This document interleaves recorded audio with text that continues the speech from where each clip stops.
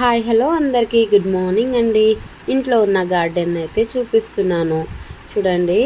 ఇంట్లో అయితే సపోటా చెట్టు ఉంది, నిమ్మ చెట్టు ఉంది, ఇంకా కొబ్బరి చెట్లు ఉన్నాయి, ఇంకా కనకాంబరం చెట్లు అంటారా. ఇంటికి వచ్చినప్పుడల్లా ఫ్లవర్స్ కొనుక్కోవాల్సిన అవసరం అయితే అస్సలు లేదు. ఈ మా కోసిన కనకాంబరాలే 2-3 మూరలు, ఖచ్చితంగా 3 మూరలు అయితే వెళ్తాయి. ఇవే మాకు సరిపోతాయి అనుకోండి. మందారం చెట్లు, ఈ పువ్వులైతే ఈరోజు అన్నీ కోసేస్తాను కాబట్టి నేను ఒక చిన్న వీడియో తీసి పెడదాము మన గార్డెన్ అనేసి అయితే తీశాను. చూడండి, ఇవే నందివందనం చెట్లు. ఇవి చెట్లన్నీ ఇంకా అక్కడ హైదరాబాద్లో ఉండింటేనా పూజకు అసలు కొనుక్కోవాల్సిన అవసరం అయితే వచ్చేది కాదేమో నాకైతే.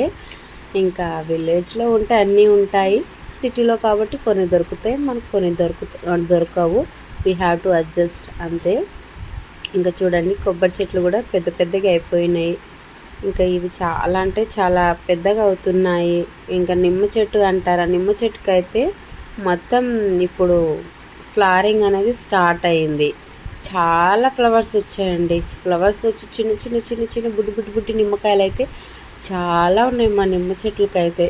అమ్మో, నేనైతే ఇవన్నీ ఎప్పుడు పెద్దగా అవుతాయో, ఎప్పుడు కొయ్యాలా అన్నట్టుంది నాకు. మళ్ళీ వచ్చే టయానికి ఇవన్నీ పెద్దగా అయితే మనం పచ్చడో ఏ రసమో చేసుకొని తాగొచ్చు.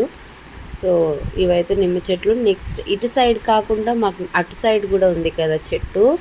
సో అటు సైడ్ అయితే కాయలు కొంచెం పెద్దగా ఉన్నాయి. నేను కోసినప్పుడు అయితే మీకు అప్డేట్ చేస్తాను. ప్రస్తుతానికైతే నిమ్మ ఫ్లవర్స్ అయితే చూడండి.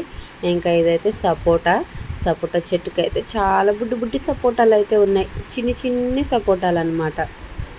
కొన్ని అయితే మీడియం సైజులో కూడా సపోటాలు ఉన్నాయి, కొన్ని ఇంకా పెద్ద కాలేవు, బుడ్డి బుడ్డివే ఉన్నాయి, బుడ్డి సపోటాలు. ఇదైతే మీడియం సైజులో ఉంది. మీకు నా వీడియో నచ్చినట్లయితే ప్లీజ్ లైక్ చేయండి, షేర్ చేయండి, subscribe my channel. Thanks for watching.